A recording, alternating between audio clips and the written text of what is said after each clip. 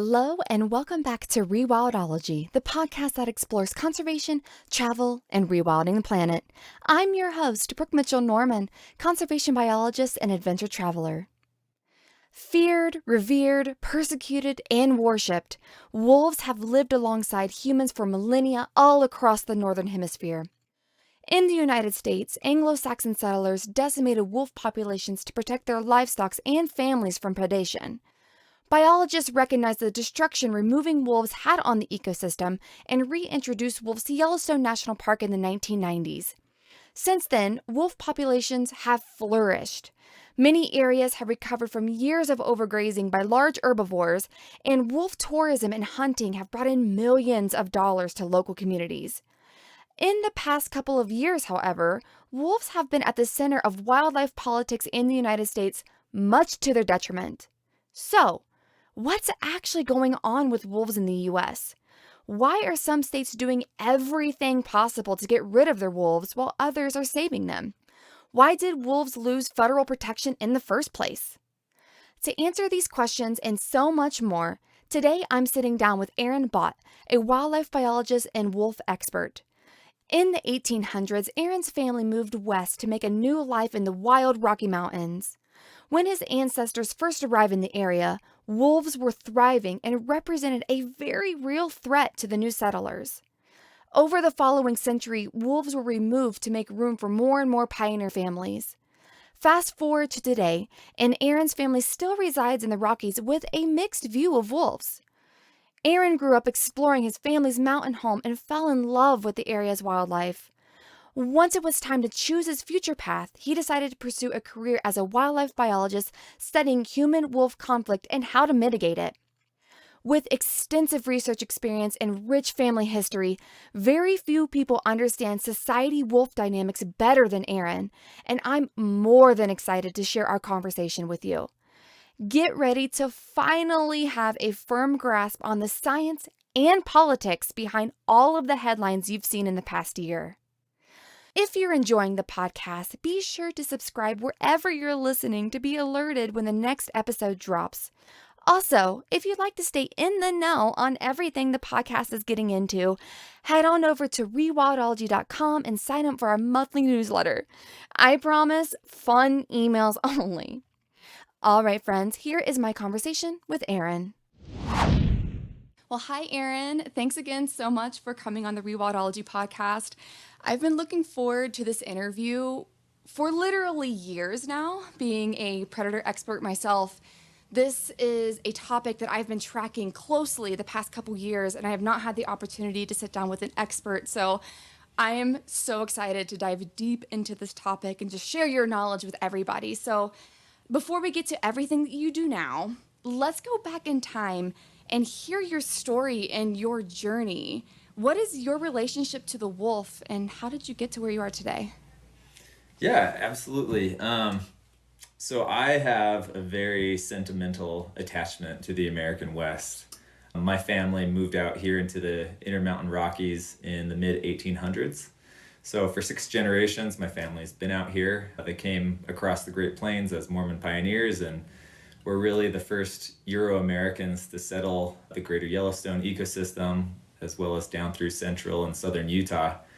So this is a place that I call home, and it means a lot to me. I've never actually even been east of the Rockies, so I want to live Really, here forever. ever?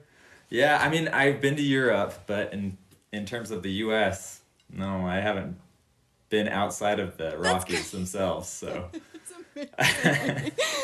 Oh my gosh, I did not know that. Yeah, I guess if someone gives me a reason to leave the Rockies, then maybe I'll try somewhere else. But yeah, I'm pretty happy where I'm at. So I don't blame you. I'm not leaving, so. Yeah. But yeah, anyway, my family has, lived here for multiple generations, worked on railroads, mining, farming, ranching. So I just have a really deep intrinsic connection to the landscape, and wildlife and wolves are a part of that connection. So my family in the Yellowstone ecosystem, they're very divided about how they feel about wolves. It's a very controversial topic. I've got family members that hate wolves. I've got family members that hunt wolves. I've got family members that don't think they're so bad. And I remember when I was 5 years old when wolves were reintroduced into Yellowstone in central Idaho. And being 5, I didn't understand what the hype was about. I just know that there was a lot of wolf paraphernalia all of a sudden in Yellowstone. A lot of people were talking about wolves. My family were talking about wolves. And that made a lasting impact on me. I was very impressed by, I guess, wolf hysteria starting at a young age. And, like most 5-year-old kids, I thought wolves were cool. I didn't know anything about them biologically, ecologically, but, it's a cool animal, and I was attracted to them. I have worked in the Yellowstone ecosystem for 17 years. I began when I was 15, working in the backcountry. So I kind of grew up in a very traditional, Western, rugged, American, individualistic kind of community. And this relationship that we have, that we're proud to have with wildlife, elk, bison, bears, and wolves, kind of was a part of my identity. And as I grew older, I began to realize just how much I had taken for granted growing up, that I lived in this pristine area. I grew up 2 miles from Yellowstone National Park, 5 miles from Grand Teton, and I didn't realize at the time just how special of an environment it was that I had grown in and loved for most of my life. And finally, when I was in my late teens and then starting to go into college, I really began to recognize just how unique my situation was and how destitute a lot of the contiguous United States was for not having so much biodiversity in their backyard. And it became something that I was proud of. I kind of used it as an identity cloak, as a part of my heritage. And I really suddenly wanted to actually know what it was that I had at my fingertips. I wanted to learn about the ecosystem, about predators, and about ungulates and other wildlife. I actually was more interested in bears because grizzly bears were more problematic as far as like depredation and threats went where I grew up. And as I began to appreciate just how cool my situation was, I began to understand that there are multiple ways that we can tackle the challenges that we're faced with in terms of biodiversity loss. One of those might be protecting large mammal migration routes, but another one, and probably the more hysterical one, is coexisting with large carnivores, trying to figure out how people can actually live with things that can cause a lot of damage and even threaten life. And that just was very attractive to me. I wanted to figure out how people could coexist, and I thought with my upbringing and my background, I had a unique perspective. So yeah, I started to try and push bear opportunities, but getting into the field of large carnivore research is extremely challenging, very difficult, and actually really by default, wolf research opened up. And it was because where I was with my background on the landscape, there was a research opportunity to pursue as far as graduate school went, collaborating with Yellowstone National Park, looking at wolves in the park's interior, which is kind of an unknown for a lot of the Yellowstone research. Most of Yellowstone's wolf population is in the northeastern part of the park where you can observe wolves from the road. But as far as what wolves were doing, their territories, their ranges, their reproduction in the park's interior, just a lot more question marks there. And I had backcountry experience working specifically in that part of Yellowstone. So yeah, I kind of got my foot in the door, and fortunately I had lots of field experience. I'm comfortable sleeping under the stars and getting bit by mosquitoes all night long. So I did a master's degree on wolves, their reproduction and territory persistence in a high-risk, low-resource area, and that opened up further research opportunities in collaboration with other states, including Idaho Fish and Game, Wyoming Game and Fish, as well as a continuation of my affiliation with Yellowstone National Park as a graduate research technician, and now I'm working on a doctorate at Utah State University studying wolf patterns spatially and behaviorally on an anthropocentric landscape. That was awesome.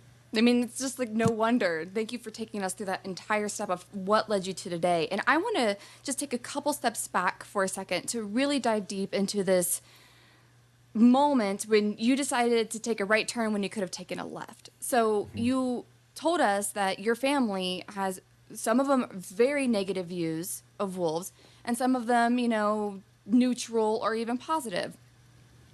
Why did you go in the positive route? What was it about it that you were like, I actually want to study these animals instead of consuming them in form of hunting or something like that? So what do you think it was? And also, too, if you wouldn't mind, how did your family react when they heard that you were going to be studying wolves versus hunting them? I don't think my family is opposed to me doing anything. In fact, my parents are great. They're extremely supportive. They might think I'm a little bit nuts for spending all of my time and energy on something that is not as quite meaningful to them as it is to me, but that's probably how all parents feel about their children's interests to some degree. For me, though, I think I can answer your question going back a little bit further, and this is a topic that I'm going to hit on a lot today, which is humans are a storytelling species. Despite the science, the facade of data and numbers, and we like to pretend that we like things orderly and we want things to make sense, ultimately what makes our species unique is our storytelling. And at the end of the day, it's the stories that matter most, and our values, and those values, those worldviews, those narratives that we tell ourselves, they're the most precious thing. And so I'm not going to try and beat around the bush here, but I'll tell you that the reason why I decided I wanted to research wolves is because I came to the realization that I like wild things and I like wild places.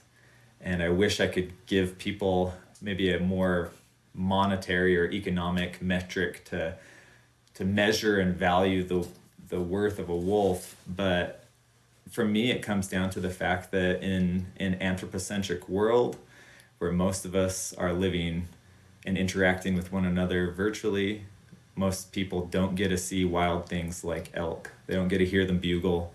Most of them don't get out into the forests. It's not at your backyard door. It's not right there for you to get out and appreciate. And wolves, I mean, sure, they've got a lot of incredible charisma, but one of the things that they mean most to me about is a symbol of wildness that is quickly disappearing in this modern world. And having grown up again in the Yellowstone area and appreciating just how cool of an experience that is, having kids of my own, I want that wilderness propagated as much as possible. I know it's not practical or even possible, but if I could snap my fingers and have as much biodiversity today as we had during the Pleistocene with woolly mammoths and woolly rhinoceros and saber-toothed cats, I'm that kind of guy. I like as much wildness as possible, and I think if we can propagate wild populations of animals, that's awesome, and so I'm going to work hard for that. I love that you bring that up. So every once in a while I'll do a solo episode on a topic that I really love. And the whole namesake of this podcast is the rewilding movement, rewildology. And one of the top factors, which no wonder why I'm so attracted to it, is the idea of restoring ecosystems to the point that they can have apex predators back on the land. Because if you have an apex predator that's thriving, then that's a really good indicator that the entire ecosystem is thriving the way it used to as well. And I think it goes a line like that. When you have a thriving wolf pack, then that means that everything else has to be in line enough for them to be alive and thriving and having pups and going on to the next generation. Because all the other factors, they're the first things to go. Naturally or human interventions, we'll just say. The apex predators are the first ones to go. So, yes. You're just speaking to my heart. I absolutely love it. I love it. I love it. I love it. Especially growing where I did, where there are no predators. And then to see what the devastation is on white-tailed deer, doing to the areas and stuff is just, I mean, okay, for example, my grandpa would never say I love you, and when we would leave his house he would say watch for deer. That was his I love you goodbye. It was never oh I love you. No, watch for deer. And if any of my family listens to this episode, they're gonna totally laugh because it's such the truth. But okay, so let's get back to you. Actually, let's get to the wolves themselves. Let's just start diving deep into this topic, because the rewildology audience is all over the world and all across the U.S., and maybe not everyone knows exactly the history of the American wolf. So could you do almost like a natural history 101, the history with humans, and also what species we're talking about? Because also people might not know that there's more than one species here. So yeah, just word vomit facts and wolf stuff on us. I would love that. Yeah, absolutely. Fortunately, wolves have an incredible reputation. Unfortunately, some of this reputation leads to misinformation because everyone thinks that they're a wolf expert. Wolves historically have had the greatest terrestrial distribution of any mammal on Earth except for humans.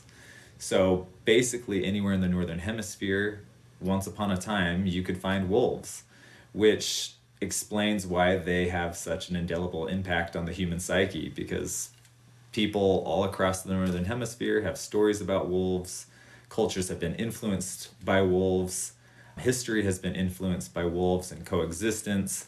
So it doesn't matter whether you're from Asia, Europe, or North America, wolves are somehow interconnected to your cultural narratives. Wolves are a very fascinating species, but I think to kind of take the romance out of them a little bit, they are essentially dogs, or rather dogs are essentially wolves. In fact, if you have a dog or you're a dog person, you probably know 60 to 80% about wolf biology already.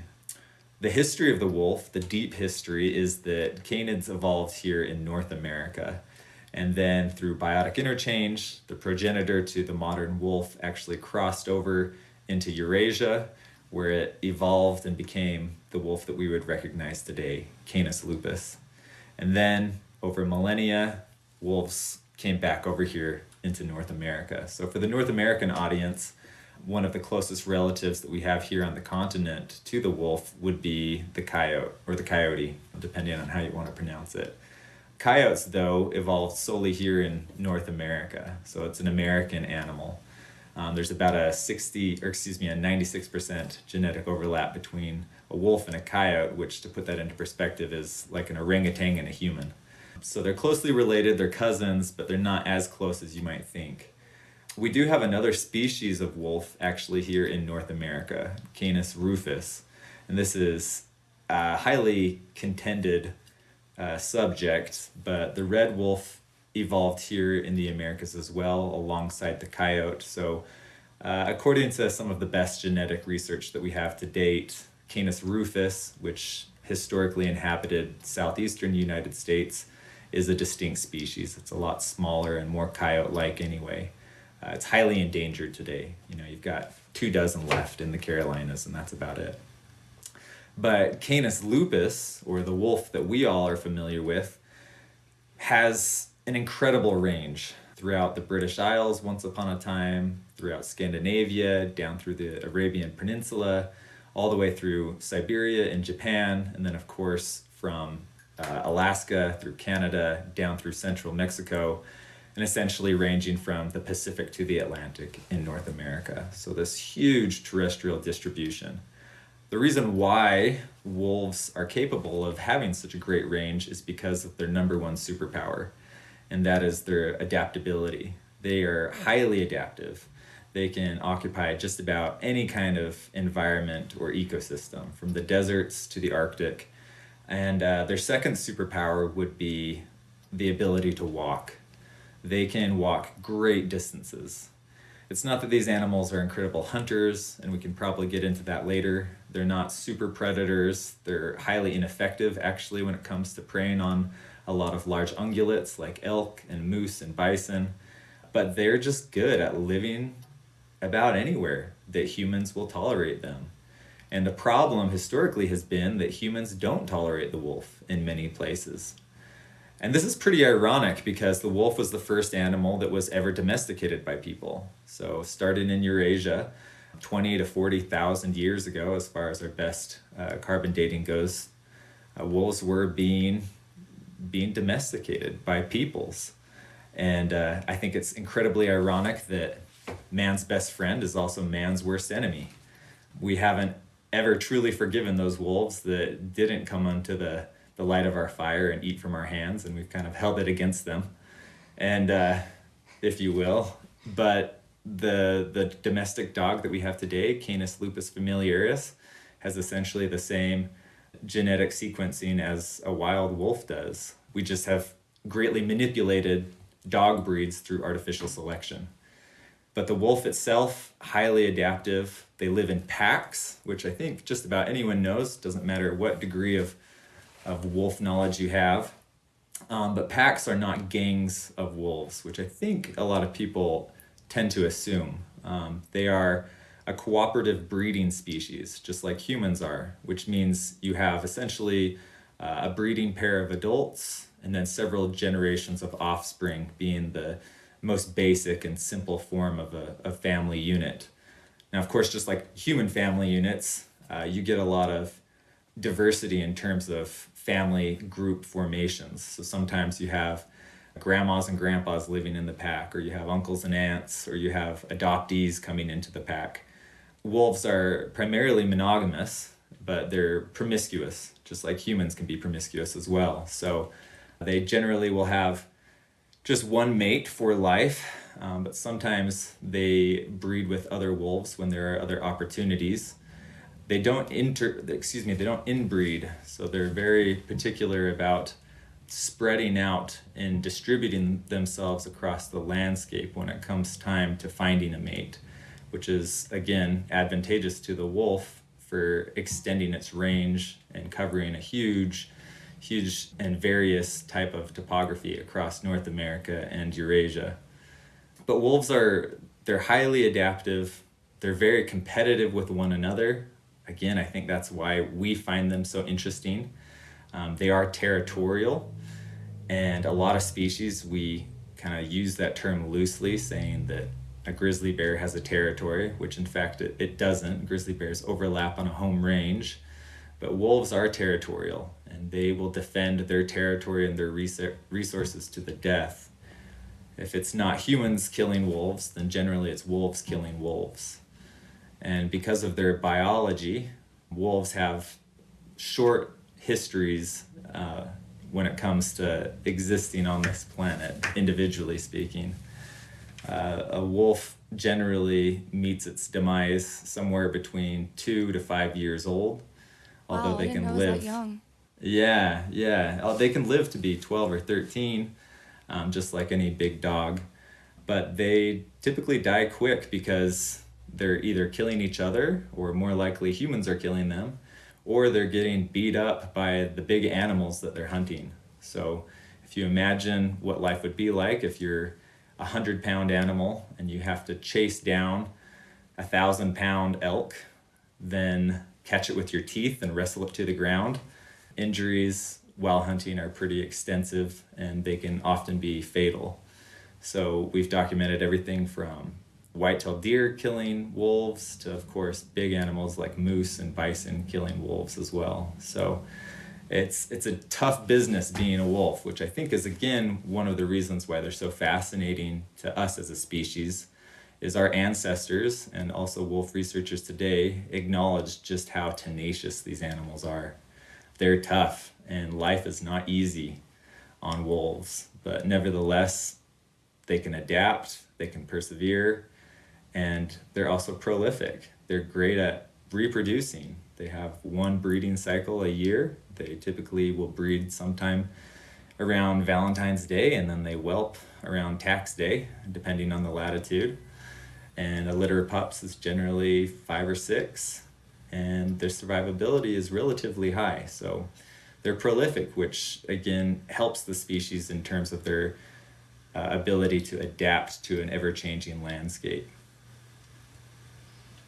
As you were going through that, I just find it so fascinating. Just these animals are just so incredible. Almost every single thing you said, you could have changed wolf and said human, and it would have been the exact same story as our ancestors, which I Yeah. think is insanely cool. And just like you said, also very confusing on why throughout time we have hated and revered this same species. I mean, it's documented well before we were even documenting anything. You know, before there was a written history that humans and wolves coexisted in their own ways, I guess you can say.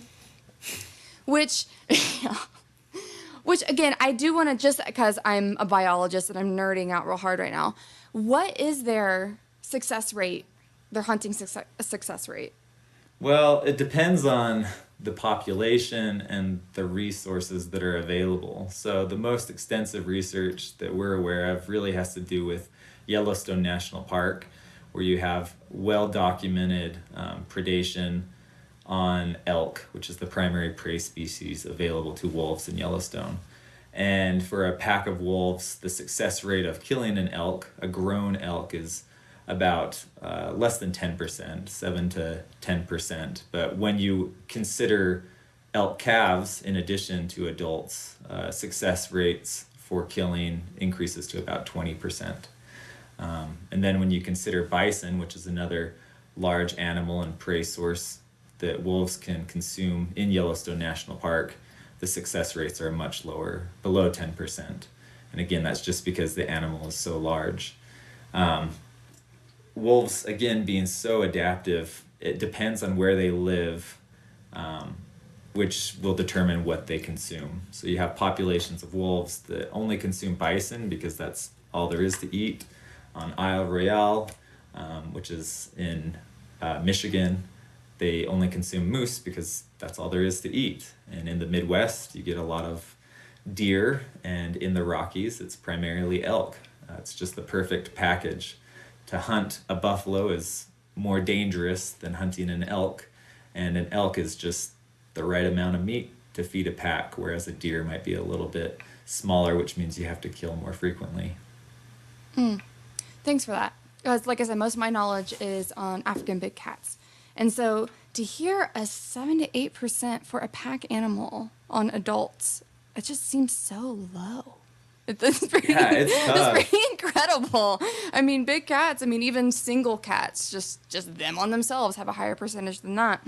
So I had no idea that it was that low. Yeah, it's tough, which is why, again, wolves often will target younger animals or older animals, which are more vulnerable. So calves are a target species for most predators just because they're easier to kill. And for a cursorial predator like a wolf, an animal that has to chase down its prey compared to ambushing it like a mountain lion, it's just a lot easier to go for the weak and relatively the unexpecting. That makes sense. That makes sense. Oh, my next question. I forgot about it for a second. So, are these statistics similar to what they see in Canada, perhaps? And are they managed the same? Have those wolves had a similar history as the U.S.? Or I guess this would be a really great segue into what has happened to wolves in the United States, and I guess how it might compare across North America as well. But first, I just asked you 10 questions. First, is this similar in Canada? And then maybe let's start to get into the political side of wolves and their history in the United States. Yeah, so wolf predation or any predation of any large carnivore is like the number one question that people want to find out about, right? And I think this dovetails perfectly in with what you do want to talk about, which is not just the natural history of this animal, but the human history of this animal as well, which with wolves being the first animal ever domesticated, you can't talk about wolves without talking about human history. Wolves sometimes can prey upon a prey species to the point that it negatively affects that population. And this is not just seen with wolves, it's seen with all predators, right? It's called additive predation. So unfortunately, it's not all simplified and and Disney-esque as some people want us to believe, carnivores can negatively impact a prey source, a prey population. And in some areas, kill rates are a lot higher, and that's for multiple reasons. We could explain that. Sometimes you have predator pits where it's not just wolves preying on elk or reindeer or caribou or whatever you have. Sometimes you have mountain lions. You also have grizzly bears that are impacting the population as a whole. Sometimes you have humans thrown into that matrix too, because we're definitely predators, and we can really impact a prey population if we're not careful, especially if we're doing antlerless hunts, which in some situations are a positive thing or a good thing. But as humans, if we're harvesting adult breeding females in an elk population, then obviously that's additive predation. You're removing an individual from that population that otherwise would have survived at least another year. And disease is another thing. Some prey populations get disease. You can look at studies in the Sierra Nevadas with desert bighorn sheep getting sick from pneumonia, and you've got mountain lions that are really knocking those sheep populations down because they can't juggle the impacts of a Eurasian disease and a predator, a native predator. So again, additive predation sometimes happens. It just depends on the location. But overall, we have what's called compensatory predation. So wolves evolved with all of these animals that we're talking about. They evolved with elk. Which runs faster, which has more endurance? Well, it depends on the day, really. If the wolf was always faster and stronger than the elk, then there wouldn't be any more elk. If the elk was always stronger and faster than the wolf, there wouldn't be any more wolves. So it's this arms race that we see, and it really just depends on the region, the habitat, and the health of the prey and predator populations. But documentation of predators impacting prey, and more specifically impacting livestock, which don't have that prey reflex, have been on record for millennia. And humans have always had conflicts with predators. So it's not just a modern American Western biopolitical problem, this coexistence issue that we have with wolves. In fact, the first documented bounty on wolves was recorded in ancient Greece in the 6th century BC. What? That's crazy. Yeah. So people have had a hard time coexisting with predators for millennia, and wolves in particular. I mentioned at the beginning of this that wolves used to have a distribution across all of Eurasia as well as North America, but they were eradicated from the British Isles in the 18th century. They were eradicated from Japan through most of really modern Europe and modern Asia. And just a few small populations here and there were able to persist in modern Europe, modern Asia, and also modern North America, which is why I think by default we begin to associate the wolf with wilderness, which is not wholly accurate. I've explained, hopefully adequately enough, that the wolf is highly adaptive. It can live just about anywhere. People are always frustrated at the ever-expanding population and range of coyotes in North America. Coyotes are a magnificent species that can really live just about anywhere.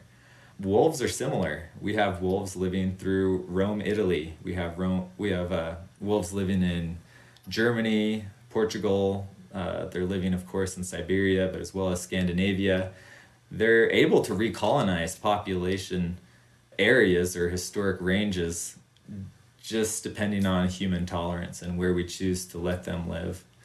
But humans, again, have had this big love and hate relationship with wolves for a long time. And even in North America, some indigenous tribes, they practiced wolf killing to the point of eradicating small populations in order to propagate prey species. So it's not always hunky-dory and full of love, but it really wasn't until Europeans started to settle America and began to colonize westward where we started to see wolf eradication at an incredibly rapid rate. And specifically in North America, things got really aggressive after the demise of a lot of our ungulate populations. So we had millions of bison roaming across North America. We had millions of elk and pronghorn and other ungulate species. And as we removed those and replaced those native wildlife species with livestock, naturally we have a lot of hungry predators that are going to start attacking livestock. And so at the end of the 1800s, depredation on livestock was a real challenge for these people who were coming out west. And my family were some of those people. And it's not that these people were malicious or malevolent. It's just they didn't have an understanding of the natural world and of the ecosystem. And to them, some animals were worthless and some animals had value. Livestock had value. And you had things like elk and bison, which competed with your livestock for grazing. And you also had things like bears and wolves and lions that killed your livestock. And so what do? You get rid of them. So beginning in 1915, the U.S. government created a Bureau of Biological Survey which worked to eradicate predators, specifically the wolf from the West. And again, it's not that we hadn't been doing this for millennia, it's just that our methods got very, very effective. Primarily, the use of poison is what killed off the wolf. So people have been trapping and shooting wolves for a long time, but as soon as we started to implement poison control, that's when we were able to successfully annihilate all of our wolves in the lower 48 states, with the exception of a small population on the Canada border over in Minnesota. So were they using bait, essentially? That was just, okay, with poison in it? Yeah, so a lot of the times it was strychnine. Other poisons like 1080 was developed, but when wolf pelts were valuable in the late 1800s, early 1900s, a lot of times you just shoot a buffalo or shoot an elk, and then you'd lace the meat with poison, and then you'd wait a few days and go back and pick up the bodies that were there. Good God. Oh, that's such a graphic. Just thinking about that. Well, I'm a conservationist, so other people are just like, fuck yeah, look at all those dead wolves, and I'm just like, bleh. I'm just like crying. Yeah, poison is just such a nasty way to kill wildlife. It just is. And it's still used today. I mean, that's why a lot of our vultures and a lot of our just decomposing meat eaters are having such a hard time is because of poison. So the fact that people were doing that on wolves, I had no idea. So, oh my gosh, that just sucks. So, okay, so this was 1915. It sounds like the past people were hell efficient at getting rid of the wolf, as we all know. So let's fast forward in time to the 90s. What happened? Why were wolves reintroduced? What is like this sequence of events of pure hate for a long, long time? And how did we get to this point where we actually wanted to reintroduce them? Like, why did we even do that? Where did they come from? And what was that political situation that came after that? Because that political situation, I'm sure, heavily influenced what's been going on recently. So if you could give us a little bit of context of just what happened between 1950 and the 1990s, that would be fantastic. Yeah, well, like I already mentioned once, humans like stories. And whether we admit it or not, we also have values and worldviews that essentially affect how we manage the world. Wolves were public enemy number one at the beginning of the 1900s, and the government worked very effectively at eradicating wolves and other predators throughout the West. And by the 1960s, there weren't any wolves left, and people began to question whether or not we had done the right thing. And I want to point out, too, that when people were eradicating wolves in the early 1900s, not everyone was on board with it. A lot of very influential biologists, ecology was a new discipline at the time, but folks who were in ecology like Aldo Leopold, the Murray brothers, Olaus and Adolf Murray, they were concerned about how we were managing predators, and they were critical of the government's approach, but without a lot of scientific backing to explain what might happen if we did take away predators from the landscape. But collectively, the nation began to question, man, we're losing wildness. We're losing things of aesthetic value. And we humans are responsible for the demise of a lot of this loss. So in the 1970s, bipartisan laws were passed, including the Endangered Species Act, which was passed in 1973, which basically said, hey, it's immoral for people to stand by while a species is imperiled and goes extinct. And so it's our responsibility to work to mitigate the extinction of species wherever is possible. And in 1974, wolves were listed as being regionally extinct or threatened in the lower 48 states. Now, this is important for everyone to realize, is that globally, wolves have never been on the verge of going extinct, which is one of the reasons why there's a lot of conflict, because people have still had a lot of animosity towards wolves, and they say, why are we protecting a species that is abundant in northern Canada and Siberia? It's not globally going extinct, it's just regionally been eradicated, and they argue for good reason. It's threatening my livestock and my livelihood. We should get rid of them. But anyway, in 1974, the US decided that wolves in the lower 48 states needed to be protected, and they ought to be restored wherever possible. And this is why we developed a criteria of where wolves could be restored and brought back. I told you already that wolves lived from central Mexico all the way up to the Arctic, from Pacific to Atlantic. They lived everywhere. So why did we choose the Northern Rockies? Why did we create the Northern Rocky Mountain Recovery Plan? Well, it's because the Northern Rockies fit the bill in two ways. One, the Northern Rockies had enough prey available for wolves to consume.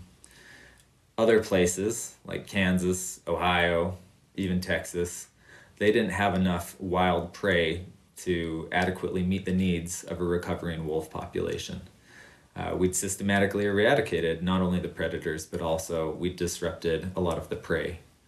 And the second reason why we chose the Northern Rockies is because there were fewer people. Wolves cause problems. It's a fact of life that carnivores are difficult to live with. You can be a big wolf advocate, but if you're going to be pragmatic and a realist, you have to admit that they can be challenging to live with. And so we can't just restore them anywhere, because people are going to be upset about it. So where can we put them where there's a low chance of conflict with humans, and where can we put them where they're going to eat native prey? And we chose the Northern Rockies. Historically, the Northern Rockies have been a place where not a lot of people have lived. The reason why is because up until the last 50 years or so, people had to make a living outside. And in the Northern Rockies, if you're farming and ranching, it's a tough place to make a living. That's why my family as Mormon pioneers picked it, because they didn't want to be bothered by anyone. So all of that has since changed, and we'll get into this in just a minute, because now we can build an office and work indoors, and we never have to go outside, and we have heaters and air conditioners. But yeah, the Northern Rockies just seemed like a great place to put wolves. And so the U.S. Fish and Wildlife Service created a recovery plan, which included northwestern Montana, which is Glacier National Park essentially, as well as central Idaho, which is where the Frank Church River of No Return Wilderness is. That's the largest wilderness area in the lower 48 states.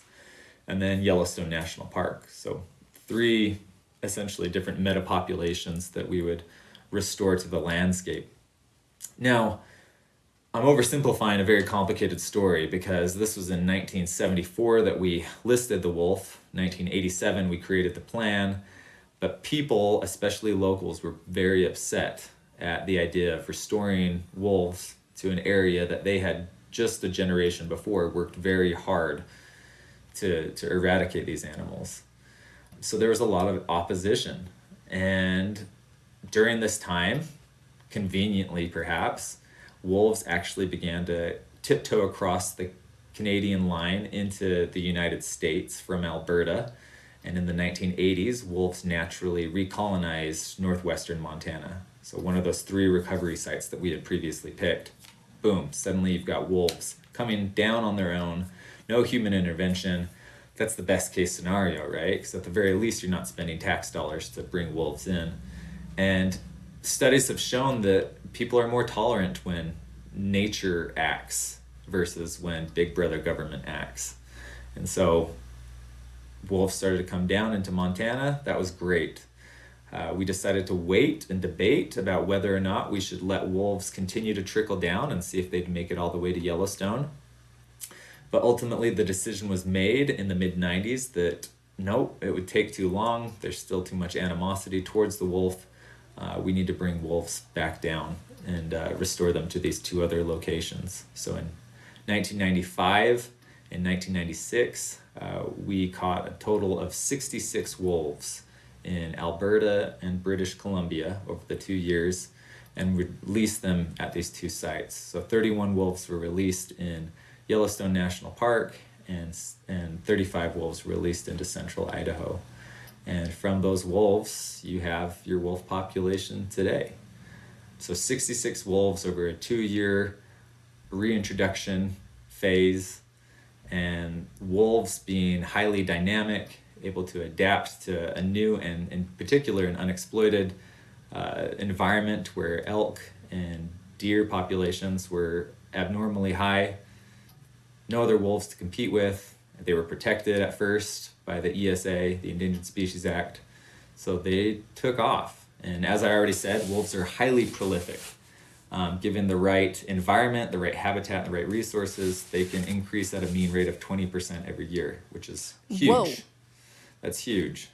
I had no idea. Yeah. So because of that, they actually met the delisting requirements by the early 2000s, 2002, I think. So the U.S. Fish and Wildlife Service said, hey, it's time to delist.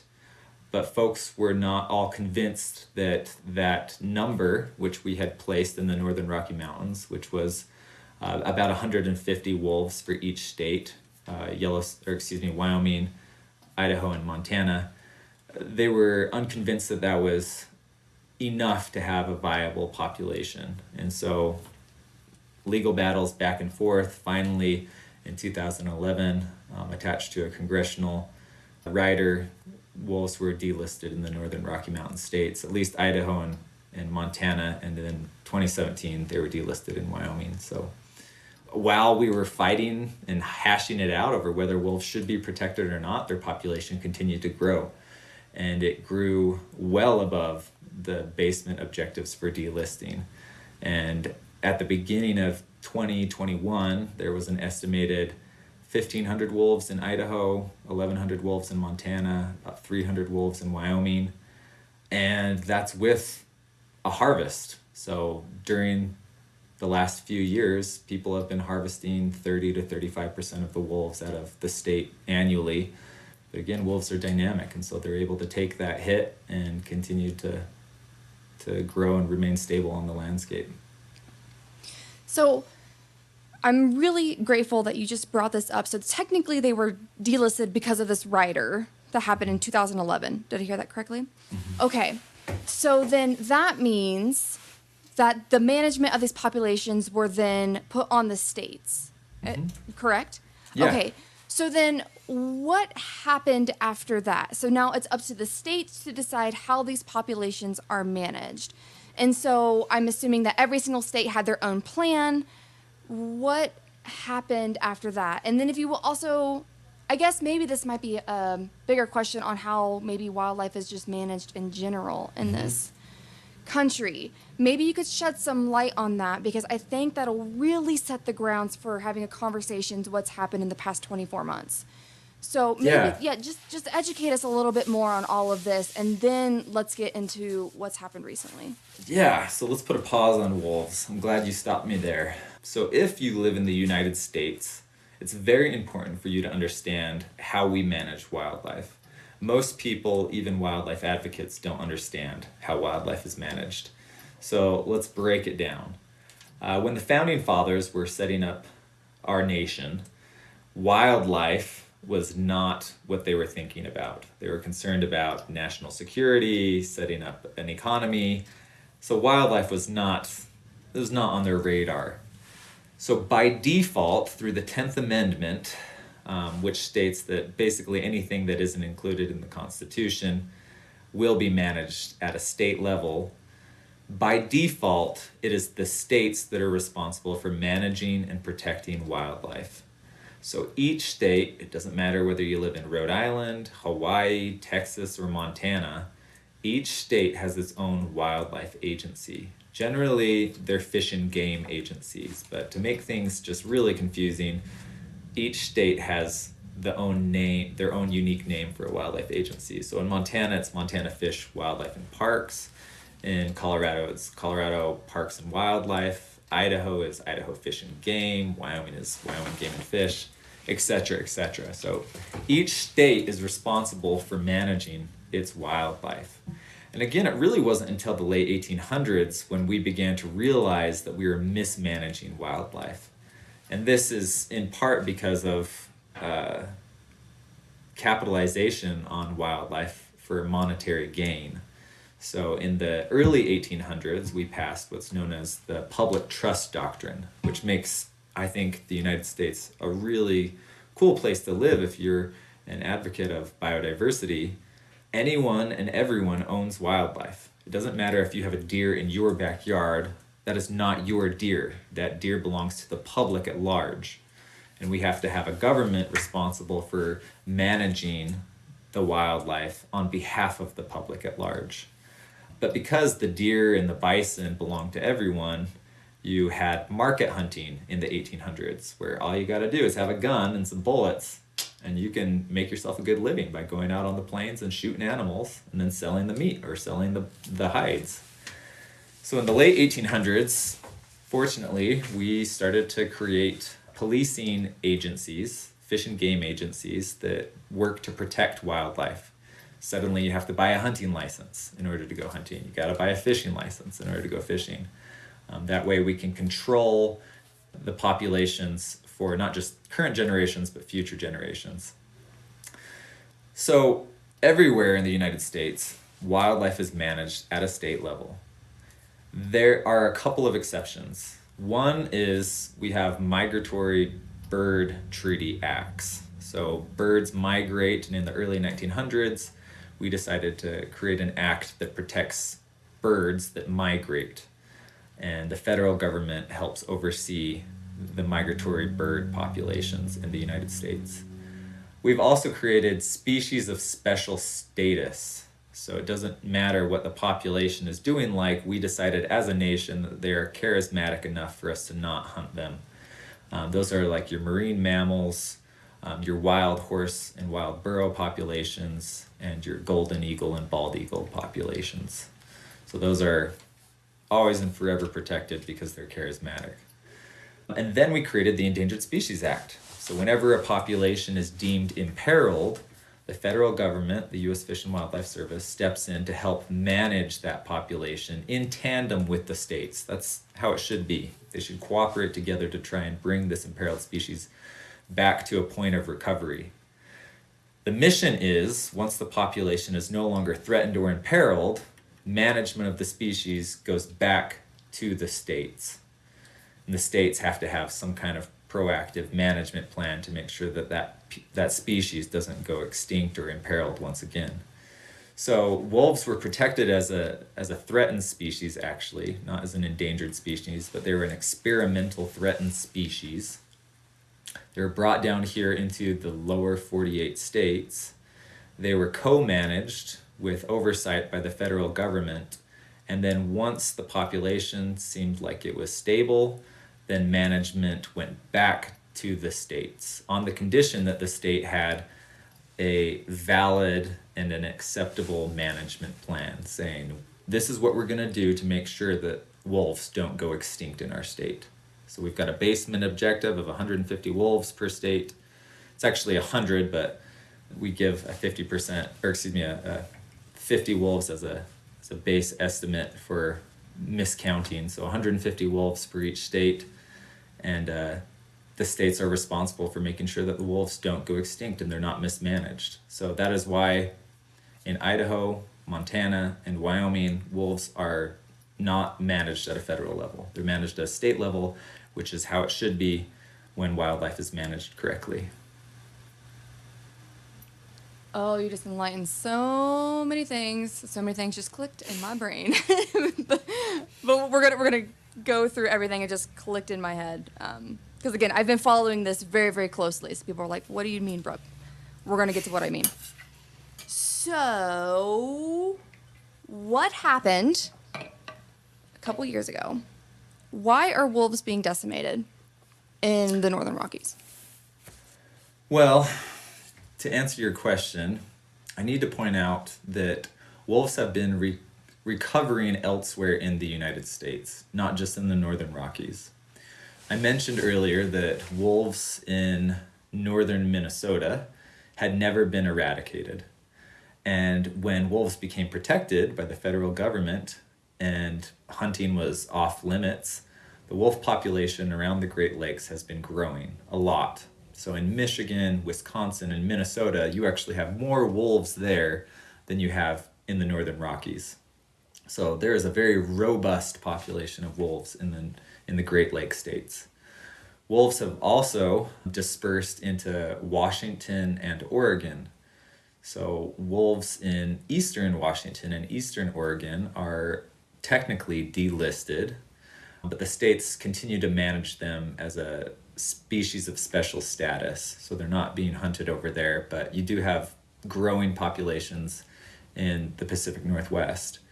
And wolves are born to walk, right? That's one of their superpowers. So you put a radio collar on a wolf and it'll walk 1,000 miles in less than a year. They move. They do a really good job of it. So we've had wolves occasionally dispersing through Utah. We actually have a wolf pack right now in northwestern Colorado, which is an interesting subject maybe we can talk about later. Oh, we're getting to that. Okay. I'm in Colorado, so we are talking about that. So, but first, keep going. And then we have wolves in the Southwest, in Arizona and New Mexico, that were actually reintroduced in 1998 as a part of the Mexican gray wolf recovery program. And I probably should have hit this earlier, but it's important to realize that because wolves have such a great distribution, because they're so adaptive, that just like people, you don't actually have a lot of differentiation between species and subspecies. So one of the biggest arguments that I get from people who are opposed to wolves is they say that we reintroduced the wrong wolf to the Northern Rockies. It's the wrong species. It's bigger, it's meaner, it's nastier. And because they're Canadian? Is that because why? They're Canadian, yeah. So I know when they hate wolves, if they say it's those damned Canada Greys. I know what kind of person my audience belongs to, if they're starting to talk like that. And it's very important for us to realize and recognize that wolves actually are more like a monophyletic clade, which is just a complicated way of saying that there's no barrier on the landscape that is going to stop one population from breeding with another population. And because they move so much, you don't get distinct species because there's no isolated populations for extended periods of time. So the best you could maybe argue is that at the extreme distal ends of their range, you have some phenotypic, some physical characteristics that are different than in other areas. So if you think about your Arctic wolf, right, up north on those beautiful nature documentaries, it's still a wolf. Technically, it's still Canis lupus. It's a gray wolf. It's just a subspecies. So in the Southwest, we have the Mexican gray wolf. We just often call it the Mexican wolf, but it's still Canis lupus baileyii. It's a subspecies. It's slightly smaller because it adapted in the desert versus, living off of elk and bison in the Rockies, etc. But everywhere you go, it's essentially one species. A wolf here in Montana is the same as a wolf in Scandinavia. It's the same species. It's just like humans. You can't say that an American is a different species than a Scandinavian. We're all the same species because we're capable of moving great distances and interbreeding. So the average wolf is about 100 pounds. That's the size of a wolf here in the Northern Rockies. If you go down into the Southwest, it's about 80 or 90 pounds, so slightly smaller, again, because it's adapted to its environment. That was all a tangent, but I think it's important to realize that the wolf, when I'm speaking about the wolf, I'm talking about wolves all across America. They've been recovering, they're growing in their populations, and outside of the northern Rockies, wolves have continued to be listed as a threatened species or a recovering species. So even though the population is greater in the Great Lakes states, they have continued to be protected by the Endangered Species Act.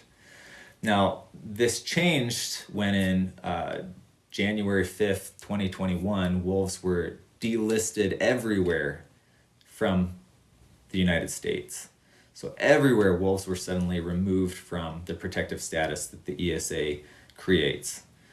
This doesn't include the Mexican wolf population, which is still a recovering population, but everywhere else, they're suddenly delisted. And as a biologist, I have to admit that I want states to manage wolves because that means that they are recovering, and I think that that's how the system ought to work, especially for a species that is as dynamic as the wolf. And when you look at the Midwestern states, I would argue that their population is sufficient to have them be delisted. But just barely, on February 10th of 2022, a federal judge overruled the U.S. Fish and Wildlife Service and said that, nope, wolves need to be relisted as a threatened species because there are too many loose definitions in terms of recovery, which is why the Endangered Species Act is problematic, right? I love the Endangered Species Act, but there are some gray areas, some technical terms that we really need to define better. And one of those terms is recovery. What does recovery mean? Is it X, the population is no longer threatened of going extinct? Is that recovered? Is it Y, it has re-inhabited all of its historic range? Is it Z, it's now occupying all of its possible current range, right? Because let's be honest, we're not going to have grizzly bears living everywhere that they used to live because human disruption of the environment is so great that it's an impossibility.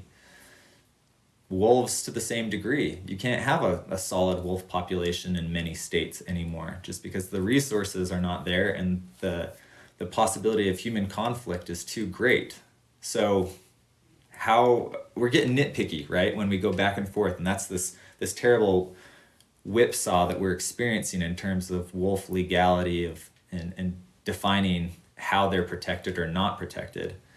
So anyway, wolves everywhere in the lower 48 states were relisted as a species to be protected by the Endangered Species Act on February 10th, 2022. That does not include the distinct population segment that's known as the Northern Rocky Mountains. So that's Idaho, Montana, Wyoming, Eastern Oregon, Eastern Washington, and actually Northern Utah, even though there aren't any wolves in Northern Utah. So wolves in these areas, and again, I'm going to just emphasize the three states, Idaho, Wyoming, and Montana, they are still managed at a state level. So you can still hunt and trap wolves there. You can't do that anywhere else in the United States. You with me so far? Oh, yeah. Okay. Yeah, we're getting to the juicy part. Okay, so when wolves were first restored to the Northern Rockies, I mentioned that there was a basement objective. Each state had to have at least 100 wolves, and then they added 50 wolves to be a buffer, because when you're doing population counts, you have to take into account that you might miscount. There might be an error when you're doing your census. So 150 wolves for each state. That's 450 wolves in the Northern Rockies in order for them to be delisted. For some people, that's inadequate. That's not enough. We should have more wolves. They could be recovered in more areas, right? And for other people, that is as much as they will give. They don't want one more wolf than 150 in their state. And again, this goes back to human values, and I have to be careful here because I really understand and respect what a lot of my family and friends that are opposed to wolves believe, which is, hey, the federal government brought wolves back into my backyard. Why didn't they put them somewhere else? I didn't want them here. And you can't tell me that my granddad was wrong when he said wolves were evil and problematic. So I don't want wolves here. But the government did it anyway. And so this individual feels disempowered and frustrated. And the wolf becomes more than just an animal. Despite being a biological entity, it becomes a symbol, a part of this greater narrative that the wolf is something that threatens my way of life. It threatens my future, which I think is ironic because you have two competing interests. Wolf advocates are concerned about the future of biodiversity and wildness, and then anti-wolfers are afraid of disempowerment and losing what they value, which is a historic way of life, their heritage, ranching, and control over their lands. So these two competing paradigms conflict over whether wolves should be there or not, and especially over how many wolves should be there.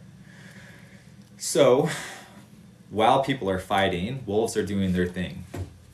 And wolves are very, again, prolific, very adaptive. They can take a hit. In fact, I would not consider the wolf recovery program to be successful without the biological advantage that we have from wolves. Wolves are doing most of the heavy lifting. They're doing what wolves do. They move and they breed, and that's why they're being successful.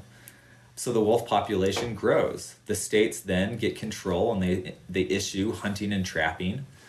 And as unsavory as this might be to some people in the audience here, I cannot see any way that we can possibly manage a predator species as adaptive as the wolf without hunting and trapping, especially when we're managing its prey through hunting. It doesn't make sense for us to limit the number of deer and elk on the landscape, but not limit the number of predators that can just as easily subsist off of your cattle and your pets even. Because again, these animals can move into urban areas and they can live in the shadows and cause problems just like coyotes. So as unsavory as it might be for some people who disagree with trophy hunting, I just don't think there is realistically a way we can coexist with these predators that are so prolific without some kind of human intervention. And most of the time that reverts to hunting, right? Some kind of lethal control. So the states began to open up hunting and trapping. And at first it's fairly basic. You buy a tag, it's relatively cheap, but to hunt a wolf is extremely challenging. To trap one is even harder. And so most people are going out and buying hunting and trapping licenses, but the success rate is not so great that it negatively impacts the wolf population. So the states begin to liberalize the ways that you can harvest. They start to remove different things like quotas, which is in this area of the state, you can only shoot 5 wolves, and then there's no more wolf hunting in the season. They start to do away with things like that because the quotas are never being met because wolves are so challenging to hunt. Wyoming is a little bit unique, and actually it gets a really bad rep, but I really respect Wyoming. They're wildlife biologists, for at least staying consistent, which is the problem that we're seeing here in Idaho and Montana. And I'll get to this right now, actually. So Idaho and Montana are constantly changing the methods and the means that can be used for hunting and trapping wolves, because no matter what they're doing, they're always playing catch up, and the wolves continue to expand. Then, suddenly, in 2021, the Idaho and Montana legislatures decide that they're going to take things into their own hand. They're going to now initiate bills which mandate that the state's fish and game agencies allow for radical, and I would even say draconian, methods of wolf harvest in order to try and greatly reduce the overall wolf population. So these methods include hunting at night, using night vision goggles, chasing animals down and running them over with four-wheelers or snowmobiles or trucks. In some places, hunting over bait. Snaring seasons are greatly extended, which overlaps into the whelping or the pup raising season. It also can disrupt other recovering species like grizzly bears because they overlap in these areas, and you're going to catch a bear in your snare, whereas if you're only snaring in the wintertime, bears are hibernating. Basically, they just pulled the plug saying, hey, everything except poison is essentially legal now. So you can do whatever you want. Our objective is to reduce our population to as close as we can to the basement objective, which is 150. Now, that's bad for a lot of reasons. And as of right now, I think north of 500 wolves, 500 to 600 wolves have been harvested in the last, 7 or 8 months. That's a lot of wolves. And the reason why is because the methods of harvest have been liberalized. It's draconian. And what's most frustrating for me is it's putting a black eye on ethical hunting, which I know some people think that that's a paradox, but I don't believe it is, because humanity evolved to hunt, and we've been connected to nature for a long time through hunting. But now you have people hunting unethically, and it's causing a lot of problems for the rest of the hunting community. And most frustrating of all is you've suddenly empowered politicians who are making, they're practicing as biologists. They're pretending to be biologists. Each state has its own wildlife agency, which is responsible for managing its species, its wildlife populations appropriately. And these states were adapting, and they were doing a good job at managing their wolf population.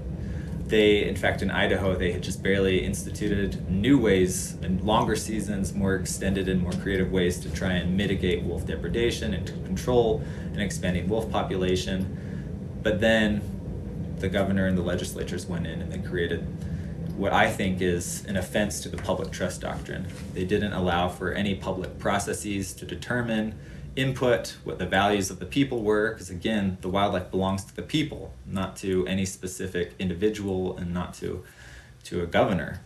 And now it's been dictated how wildlife will be managed, how wolves will be managed in Montana and Idaho. This opens up a whole bunch of problems, I think, for future wildlife management issues, because the politicians are not practicing biologists, they're not scientists. I don't think that they should have the ability to usurp the public processes and the scientists' knowledge and expertise to determine how wildlife will be managed. Wyoming is different because Wyoming actually created, and 85% of their state is a no-wolf zone, which at the time seemed incredibly draconian, and to some people it might still seem very, very draconian. Wolves are only permitted to be in 15% of the state around the Jackson Hole and Grand Teton and Yellowstone area. Any wolf that leaves that part of the state can be shot on site without a license. It's basically treated as vermin. It's a predator-free zone, right? That seems malicious, but at least it's been consistent. So Wyoming has historically been able to maintain a relatively low wolf population, about 300 wolves, which includes the national parks and the Wind River Indian Reservation. And they only can harvest 40 to 50 wolves every year, which, again, if you're anti-wolf hunting at all, I'm never going to convince you that that's okay, but you should at least be able to accept that that's more reasonable than open season mass slaughter on wolves in Idaho and Montana. Any time of year you can hunt, pregnant females, pups, etc. The chaos and the craziness that is in Montana and Wyoming is just, it's hysterical. And at least Wyoming has been able to stay consistent, and they have a season that is set during the latter half of the year where you're not hunting the pups, you're not hunting the pregnant females, and you have a quota. And once you've shot 40 or 50 wolves, there's no more hunting in the state. But now in Idaho and Montana, essentially it's open season, year round. Any way you can get a wolf, you can get a wolf. And again, that visceral whiplash that goes back and forth of wolf management is extremely disruptive and very upsetting to biologists and to professionals who are trying to responsibly handle an issue that is already controversial.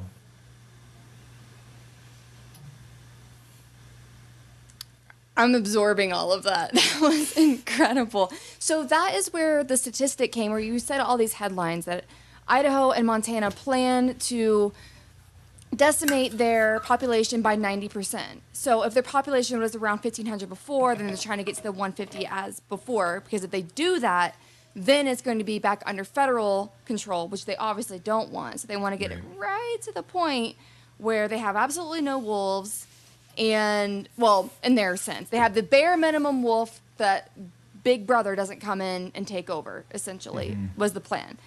That really helped. Thank you for clicking that in for me. Because I was like, what does 90% mean? Like, where did this stat come from? Why are they wiping out 90% of their wolves, especially not having any idea how many wolves were even there? So I didn't know the population was over 1,000, estimated to be. So, because like, as you said, predator census is really hard to do. What's the actual number of predators that we have in an area?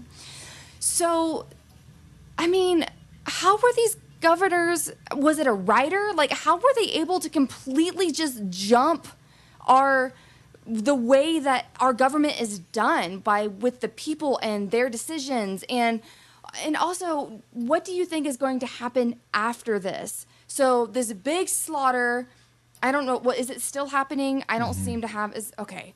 The other day, I went on Instagram, and I just, every once in a while, like to look at just hashtag conservation, just to see, I like to really engage and meet people. And there was this person that just had a dead wolf. It was holding a dead wolf and was like, go slaughter them all or something like that with hashtag conservation. And I just like wanted to punch them through the phone. I'm just like, like, that's not conservation.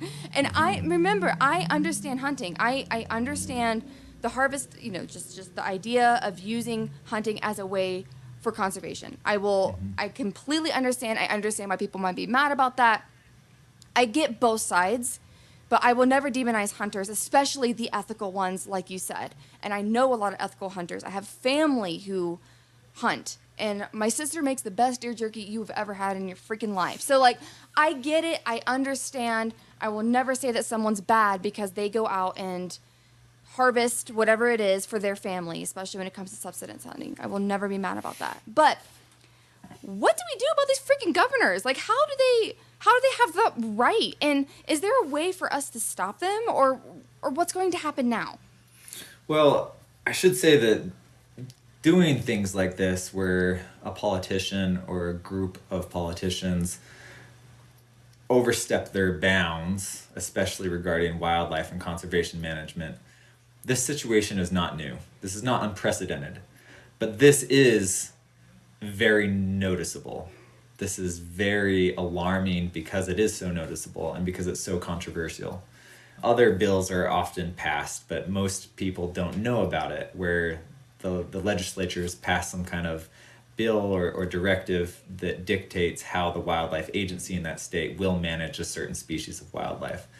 Coyotes is a perfect example. A lot of states see coyotes as problematic. A lot of legislatures say, hey, wildlife agency, you're not going to manage these to conserve them. We're just going to consider them as vermin, as problematic, right? So this is not unprecedented. And I think that that's actually advantageous to us if you're concerned about this, because this ought to be noticed now, and we ought to be paying attention to whenever this happens so that we can say, hey, this is not okay. Governor X, you are the boss of a wildlife agency. You spend millions of dollars every year to hire these people and to let them do their jobs, and then you completely go over them. And in the case of Idaho and Montana, their state wildlife agencies were opposed to these bills. They even wrote to the governors and the legislatures saying, don't do this. We do not recommend this. This is bad science. But it didn't matter. It didn't change anything. So we as a society need to start noticing more and calling out politicians when they are ignoring their own people. They're ignoring their own people. This is not like it was an outside group, some wildlife activist group that is trying to manage the wolf. This is their own state agency. And the politicians are saying, you're not doing enough. And I ought to have put this in earlier in our conversation, but wolf predation can be additive in some locations. I already talked about that. But overall, Montana and Idaho's elk populations are at or above their objectives in every single unit. So that means there are at least as many elk, if not more elk now than there were before the wolves were reintroduced.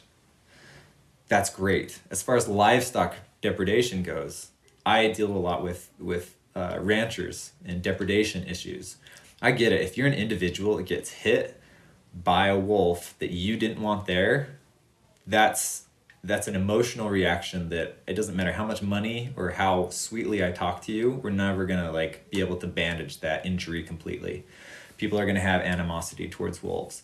But overall in Idaho, I think it was like 0.2% or 0.02% of livestock depredation that was documented and confirmed was actually happening from wolves.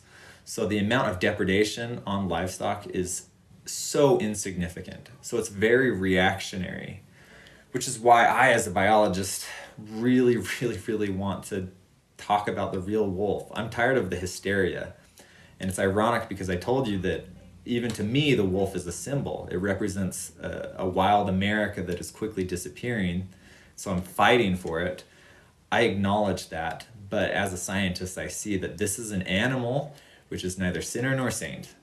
It's just doing its thing. And it's we who are in conflict. We're the ones who are in conflict over how we manage or mismanage wolves. The wolf doesn't even care about us. It's just doing its own thing. And it's just very important for us to share truthful narratives about the wolf in order to try and deflate some of the hysteria. Let's not talk about the wolf again as some saint. It is not some godsend. It is definitely not from hell. It's just an animal trying to live on the landscape. Let's talk about it. Let's be real about the problems. Where there's additive predation in certain units, let's fix that. And that's going to require removing wolves or mountain lions or whatever else we have in that area, or reducing hunter tag limits, harvesting quotas. If there's depredation in an area, if wolves or grizzly bears or whatever kind of predator you're dealing with is coming into a no occupancy zone, then let's remove them. This is what is so interesting about wolves, is because they're so adaptive. We have ecological carrying capacities, which I think most of us are familiar with. That's basically on the landscape. There are only so many resources that can support a population. Once you use up those resources, then your population can't grow any larger. Well, with wolves, they can eat just about anything. They can live just about anywhere. So instead of an ecological carrying capacity, we have social carrying capacities, right? There are places where wolves can't live because we don't put up with it as society. And that's okay. Like, we have to accept that as a society. We're not going to have wolves everywhere. We're not going to have them everywhere in the United States. It's a shame, but it's the reality, because there are some places we will not tolerate them. So where can we tolerate them and where can we not tolerate them? We have to be proactive, we have to be realistic, and we also have to think in terms of conservation. The biggest threat that I see in the Intermountain West, aside from climate change, is hyper-urban development. We're seeing lots and lots of people moving into the West. Why? Because 50 years ago, you had to work outside. It was cold, it was miserable. Nowadays, you're comfortable. You can drive anywhere you want. You build $1 million house, you got a heater, an air conditioner.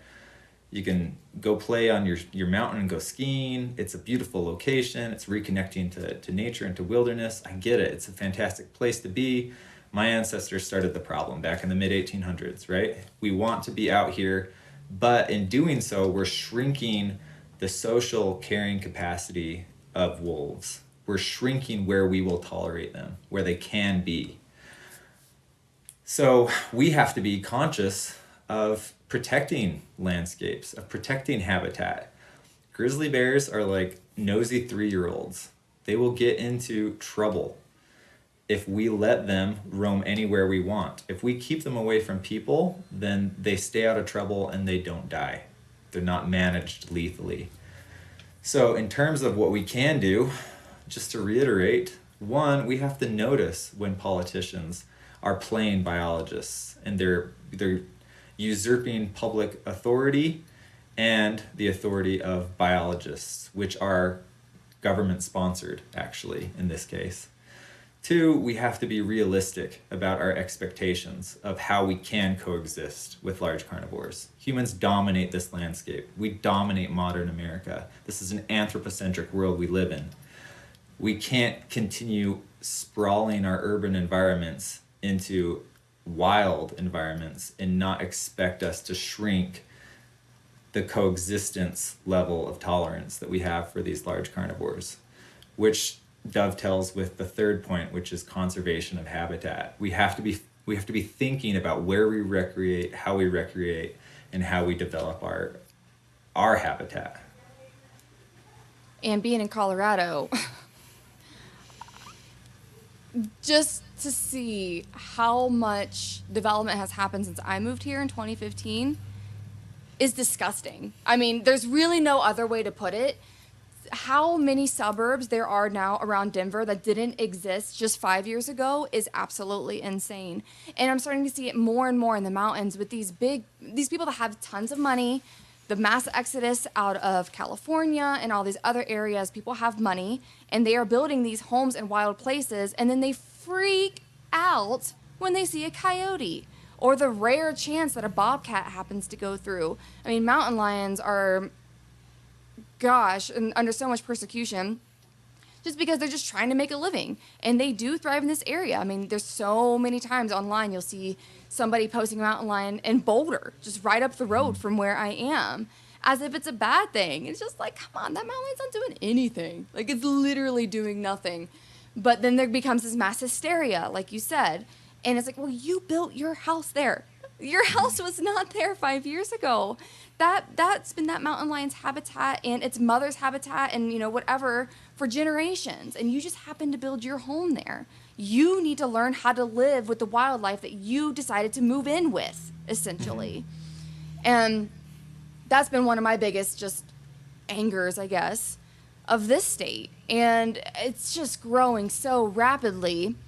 Yeah, which before we move to Colorado, because that's like the perfect segue with wolves in Colorado, is there anything that we can do about the slaughtering going on in Idaho and Montana before we move to Colorado? Well, I think the first thing anyone can do is you have to be proactive in your own state wildlife management. We were just talking a second ago about how people want to move closer to nature, right? This idea of nature. You know what? There isn't, at its root, anything specifically or intrinsically more unique about the Rocky Mountains than what used to be in the Midwest or the East. Land is beautiful, nature is beautiful, and you can find it anywhere you want. And I get it. I'm totally guilty of wanting to move closer and closer to what I think is shrinking. And ironically, I am one of the people who is strangling this ideal of wilderness, right? We want to be able to purchase our little slice of paradise. I totally get it. I can't fault anyone for wanting to do that. But I think that there has to come a time when we are temperate enough to say, you know what? I'm going to live in a city where I can be happy enough to just commute to wild places. And perhaps even more importantly and more radically for your audience who doesn't live in the West, we have to begin to appreciate our own backyards more. This is a sentiment that I recently encountered while reading a biography on Aldo Leopold, the father of modern wildlife management. And he was really pushing hard this idea that we can't shoulder the burden of conservation on public lands alone, because the majority of this country is owned by private citizens. And if we just say, hey, I've got national forests out west, I've got BLM land, I've got national parks, life is good, I'm going to work to protect those areas, that's not sufficient. It's not good enough. Instead of having one Yellowstone ecosystem, we should have 10. Why is it the last one? We should have them all over the place. And that begins with this idea of rewilding and appreciating our backyards. And how do you begin appreciating what's in your backyard? Well, start to work with your agencies locally. Start to work with your own states. I don't care if you're in Virginia or Rhode Island or Kansas or wherever. Find out how your wildlife is being managed. Participate in the public processes of how wildlife is managed. Most states hold public meetings where the biologists get up and they say, hey, these are our recommendations for how we should manage our white-tailed deer. Anyone have any thoughts? And at most of those meetings, there are 4 or 5 people attending. That's it. Wouldn't it be great if instead we had 400 or 500 people who actually cared about the wildlife in their backyard? If we can begin to do that, then we can look locally at improving the integrity of our political and wildlife management system. I strongly advocate that. It starts close to home. Because if you are living in Colorado or California or Florida and you're writing to complain to Idaho and Montana, frankly, they're not going to care about your opinion because it's not your home, it's not your state. And I can appreciate that too. Unfortunately, the best we can do is try and put as much pressure as we can upon these states and appreciate the real complexities that are there. I wish that I could give you a silver bullet, and I'm sure that people in your audience will be frustrated that I can't, but no, there's not a way that you can like collectively choose to not go to Idaho or Montana and therefore you're disrupting their economy by not bringing your dollars in. That's not going to happen, right? Like if you decide to ban a trip to Montana because you're disgusted with wolf management there, it's not going to change anything because Yellowstone will have more visitors than ever this year because that's how the world's population is growing and that's how we behave. So the best that I could say right now is to follow realistic, scientific-based news, throw your voice in, demand that people manage wildlife responsibly based on science. And you have to be careful. It's not just anti-wildlifers. It's a lot of pro-wildlifers that sometimes jump to histrionics. And best of all, to be proactive at a state level, at a local level, and be involved with how wildlife should be managed, because ultimately this is a public resource. It belongs to you, and you have to decide how it's going to be managed and protected. Love it. That was perfect. And the perfect segue to publicly managed wildlife that happened to be on the ballot, which happened to be the wolf, which happens to be in Colorado. So let's go through this, because as you alluded to, there was a wolf pack that naturally migrated into northern Colorado and is quite established. And there's even a colored wolf now. They had pups, everything. But also this past season, whatever you call it, ballot, the wolves were barely passed to be reintroduced on a government level. Like government's going to come in and reintroduce as well. Could you take us through all of this? Maybe what your thoughts are?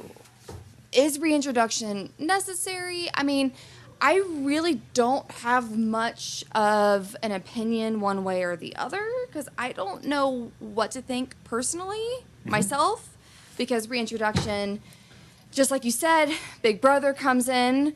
Are people going to be really mad that we are bringing wolves in against their will? Are they going to be happy? It did pass the ballot. And there is already a pack here. So I'm personally confused in my own feelings. I mean, I love that wolves are here because I am pro-wildlife, pro-predator.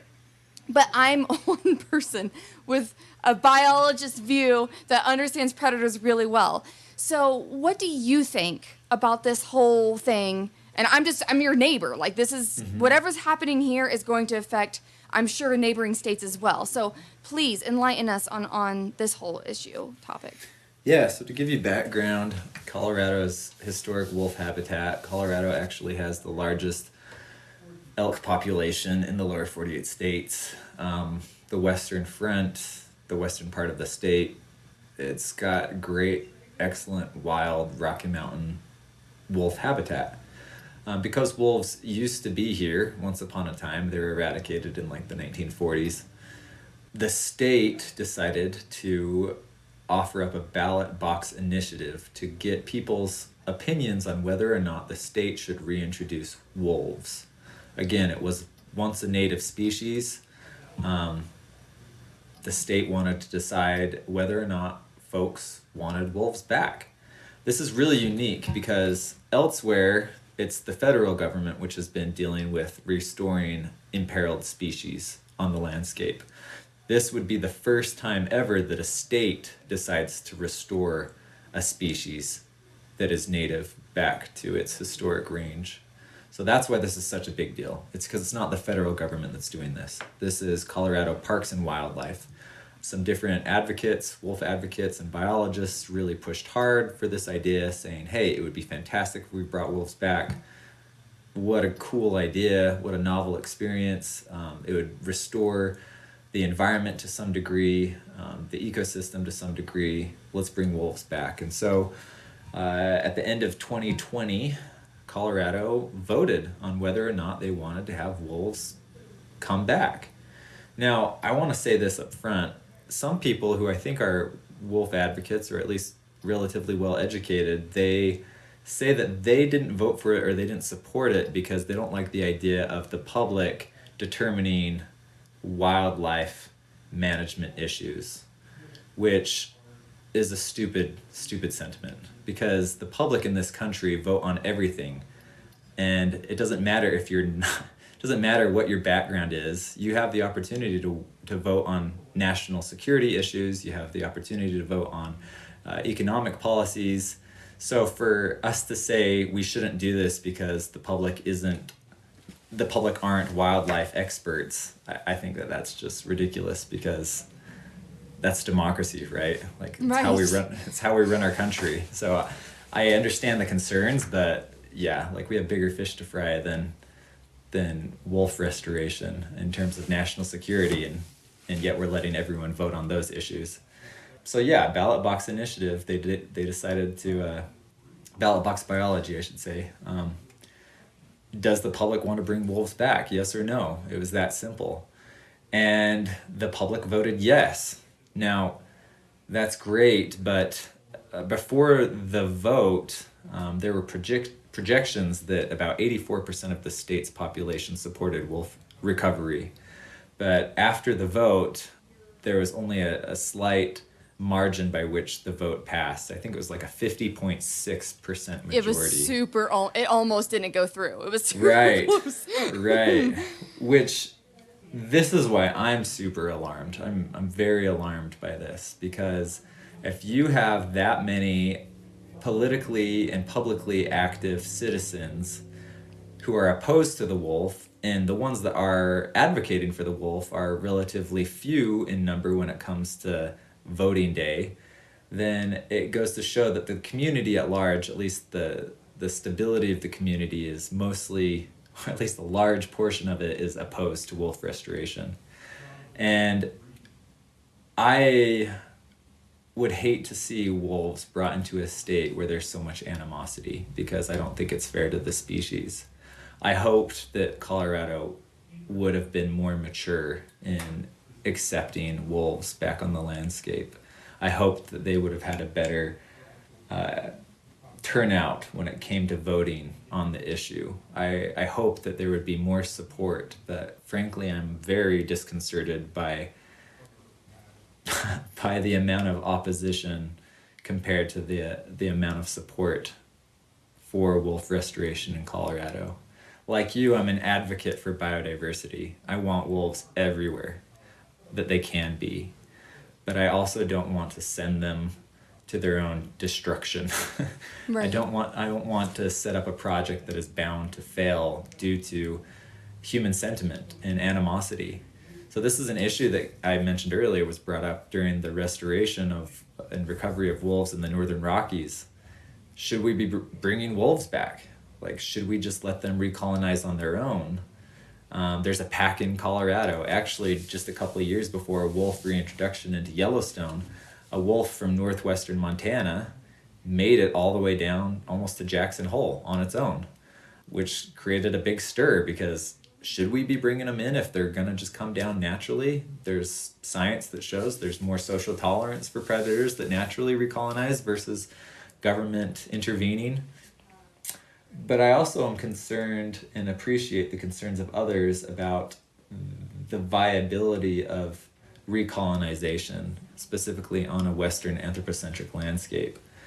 85% of Wyoming is a wolf-free zone. You can't have wolves. So the fact that a wolf pack made it from the Yellowstone ecosystem down into Colorado is a miracle. Yeah, it's like mind-blowing. Like, how long are we going to have to wait before another breeding pair come down? And is it going to be so long that the current wolf population, it's not a population, excuse me, the current wolf pack dissipates, it dissolves before then? Wolves don't interbreed. Who are the pups that have just been born going to breed with, and where are they going to disperse to? So how long is this pack actually going to be in Colorado if you don't bring wolves back? So anyway, going back to the the vote, the idea was now for Colorado Parks and Wildlife to create a wolf management plan and to bring wolves into Colorado by the end of 2023. So that's the game plan. What the details are, the state is still trying to figure out. The fact that they got a wolf pack, coincidentally, about the same time that the vote was happening, really complicated the issue.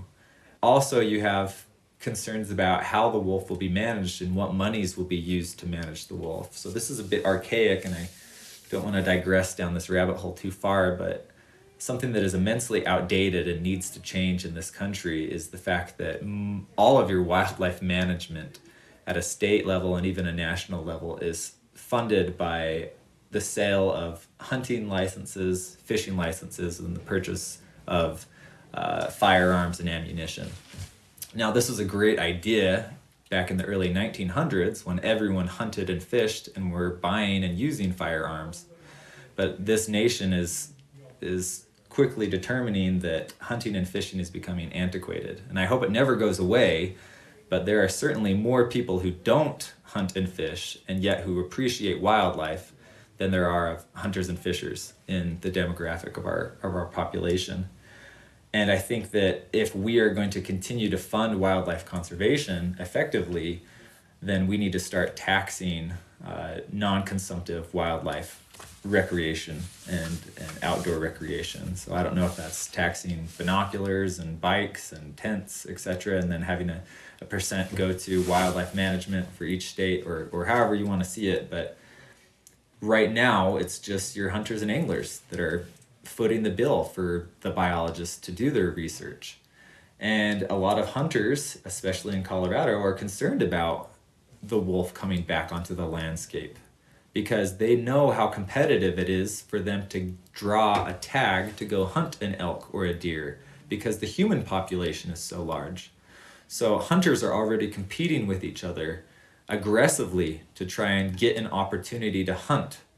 And now you're going to introduce another predator on the landscape, which is going to decrease their odds of drawing a tag. Naturally, they're disinclined to support or at least be in favor of wolf restoration in Colorado. And I'm speaking generally, right? There are hunters and ranchers who are actually not opposed to this. But the state has to decide if they're going to have hunters and anglers foot the bill for wolf restoration, which is something that a majority of them are opposed to. And if they don't foot it, then where is this money going to come from? Is it going to come from taxes elsewhere? Maybe Colorado has already determined this, but at the last time I was following the conversation, they hadn't. They were trying to figure it out because it's going to be expensive, and yeah, it costs a lot of money to manage wolves. So who's gonna pay that? Ultimately, I hope wolves recover everywhere. Again, I'm an advocate of wolves, and I also I'm a firm believer in the possibility of coexistence, because the greatest hurdle we have to overcome is the myth of the wolf. That's not to downplay the size of this mountain that we have to overcome, because the myth is really hard to break down, but we're trying to chip away at it and say, hey, wolves are adaptive. They're dangerous, like all other wildlife species are dangerous. They're the least dangerous of our large carnivores in North America. We almost have no attacks, but that doesn't mean that there won't be attacks ever. That's something that we have to come to appreciate and decide if we want to risk that or not as a population. But we also have to decide what wildness and biodiversity means to us as a nation and what sacrifices we're willing to make in order to try and diversify and improve our environment and to restore predators to the landscape, native predators at that. It's just so many good intentions, so many good ambitions. I just hope that we're able to, one, make the good decisions, and two, I also hope that we're able to set aside enough space that we don't strangle these predators with our own land uses and our own human interests. Because again, you can have a large community of wolf advocates, but if you all live in the suburbs are not grizzly bear or wolf habitat, so they can't live there. And if we keep developing and developing without any restraint, then we're we're shrinking the landscapes that these carnivores can exist on. I think the next natural question then would be, how do we coexist with them? How do we help ranchers that will be footing the bill? If this really does happen, if wolves really do proliferate more and more across the United States, there will be more conflict, there will be more livestock taken. Even if it's small compared to other predators across the world, like 0.02%, oh my God, that's like nothing compared to some other parts of the world where conflict is really crazy. But again, it's the viewpoint of it. And I can't ever say that one person is wrong because they are personally affected by this. Like, I completely understand, and I don't want to say, oh, yeah, it's you suck it up. Like, you have that land and they're on there. So what do we do? And from what I understand, you're researching this through your PhD as well. So are there any, you said predator deterrence earlier. Is there anything that you're researching or that we can do or talk about or whatever it is to coexist with this predator, assuming that its population increases? Because we know the human population is going to increase. So Yeah. as it increases too. Yeah, I think that's an exciting issue, right? So the world is seeing a lot of biodiversity crises, but here in the West, we're experiencing this really bizarre conundrum where a lot of our carnivores are recovering into areas where they have historically been absent. Mountain lions are the only large cat species I heard the other day that are actually growing in number and not shrinking in number. The wolves are, even though we've got, horror stories coming out of Idaho and Montana, they're still being well distributed across a vast landscape in Europe and throughout the Americas. And yet the human population is continuing to grow, just like you said. So all we can anticipate, if the trajectory remains the same, is that there will be more and more frequent overlap, right? And so how do we prepare for this? So my doctorate actually focuses on predicting wolf patterns on an anthropocentric landscape for conflict prevention. That's kind of the dissertation in a nutshell. So we're focusing on what areas can wolves live based off of ecological requirements and social requirements. There's a really cool paper that was just published by a researcher who's named Mark Dittmer. He works for the Forest Service now, but he just published a study based on where wolves can live in Colorado using this same paradigm, not just environmental features or ecological features, but also social features. And by determining what resources we have, species distribution modeling, habitat distribution modeling, we can say wolves can live here, they're likely to live here, and what is here that is going to cause conflict so that we can be preemptive in preventing conflict. So one is forecasting, right? Our science is good enough that we can say these are the areas where we should be looking for concerns. We can't predict every single concern. We can't predict predict every conflict, but we can begin to have the foresight to say these are sensitive areas. So let's start proactively looking for solutions before the problems arise. And tools can be used, primarily non-lethal predator deterrence. Everything from fladry, which is like long roped twine with flags hanging down, which scare coyotes and wolves, to flashing lights, things called fox lights, which are, if you look at predator deterrence online, they're pretty basic. They're not like ingenious contraptions, but it's like these are tools that can be implemented in order to try and mitigate depredation and mitigate conflict. We're looking at generating, and we're testing out right now, other predator deterrents, which are ear tags that flash in the night and hopefully will scare away coyotes and wolves and other canids or predators in the area in order to protect livestock. Now, all of these things are great, but they're also not always practical in the West, where we have free-ranging livestock on public land and you have vast herds and you can't corral your animals at night. Nevertheless, that doesn't mean that we can't think of other creative solutions. Range riding is an excellent option. And again, you look at communities that have always coexisted with large carnivores, where they have not been absent for decades and then suddenly reintroduced. And there's a sense of tolerance just because the carnivores have always been there. Just like the weather sometimes is a factor in causing depredation, property damage of your livestock. There's more of a tolerance of that's how things go. And so it does take a bit of a mindset check. We have to think about these animals differently. We have to accept that they're on the landscape. And we also have to support and collaborate with livestock owners and ranchers. I often point out that the rancher who owns 1,000 acres might not like the grizzly bear, but he creates a better habitat for the grizzly bear than the suburbs do, which if that rancher wasn't owning that piece of land, they probably would have suburbs there.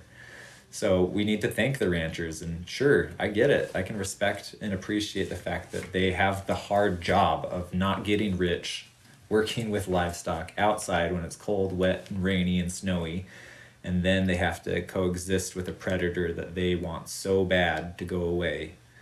So we can become affiliated with local conservation groups, even big ones like the Nature Conservancy, that try and collaborate with these landowners and support them so they don't feel alienated, so they don't feel disempowered. Give them a voice and then react to their issues, their problems, their conflicts individually. So don't make it an us versus them thing. It would be so much more fantastic if we as a society could cooperate, and if we could show some civility, some respect, and some concern, and do our best to offset the negative impacts of carnivores, to try and make these ranchers and these farmers' lives a little bit easier. Yeah. And it's going to take a big mind shift. And it's also going to take a big mind shift, just like you said, for those of us who are in this field, who are big advocates for wildlife. We have to reach over on the other side. We have to shake hands. All of us are stakeholders in this. All of us are stakeholders in wolves being here on the land. It doesn't matter if we want to trophy hunt them. It doesn't matter if we want to just have them to take wildlife photos. It doesn't matter if we are the rancher. All of us are a stakeholder, and we need to come to the conversation together and understand each other's sides so that we can have a open dialogue and come to an actual management plan where everybody can at least felt like they were heard in some way, shape, or form. So I completely agree with that. Sometimes the people who are the most anti-hunting or anti-consumptive are sometimes the scariest, and then the other way around. Like sometimes the people that are the biggest hunting advocates are sometimes also the scariest. So it's like, let's all come together, because this is a very controversial topic, and somebody's going to lose someday, and let's just hope that it's not a whole entire wolf pack that is lost at the end of the day too, because at the end of the day, if we keep fighting, they're going to die, essentially. We're seeing it now. We're seeing mass slaughter because we did not stand up and talk to our governors enough. And from everything that you so kindly explained to us, like, we have a part of this as well. And so get involved in your local government. Like, I'm going to figure out when my next wildlife meeting is too, so that I can go say that, but have my part in, being a predator friendly person, but also understanding the other side. Like, how can I get involved in this conversation and just listen? Because I've never talked to a rancher here. I've never done that. And so they have every single right. Like, yeah, I might understand wolves, I might understand predator biology, but I don't own 1,000 head of cattle. I don't know what that's like, and I have no right to judge you for you not wanting wolves. So, Aaron, oh my gosh, thank you so much for just sitting down and taking us through all of that, because that was a lot. And like I said, I've been wanting to have this exact conversation for a very long time now, and I had the opportunity to ask you everything I wanted, which thank you. And of course, if anyone listening has any questions, I can definitely pass along their questions. But on that note, if somebody does want to get a hold of you, or if you happen to be in Yellowstone and they won't be like, hey, Aaron, what's up? Is there a way that people could possibly get a hold of you and maybe continue this conversation further? Yeah, I have an Instagram account. It's just my name. So it's C_Aaron Bott. And yeah, I love talking to people, because my supervisor in Yellowstone, I think, points out very poignantly that we don't educate people about wolves, because they already have their minds made up about whether they like them or whether they dislike them. But we can always have discussions with them. And I really feel strongly that having these discussions can only improve the civility of a very controversial subject, and hopefully we can move forward in a positive way. Couldn't agree more. That's why I wanted to have you on and talking about both sides, because we have to talk about both sides. We can't just talk about wolves. We also have to talk about people. So thank you so much, Aaron. Thank you. Hey, thanks again for listening to this episode of Rewildology. If you like what you heard, hit that subscribe button to never miss a future episode. Do you have a cool environmental organization, travel story, or research that you'd like to share? Let me know at rewildology.com. Until next time, friends, together we will rewild the planet.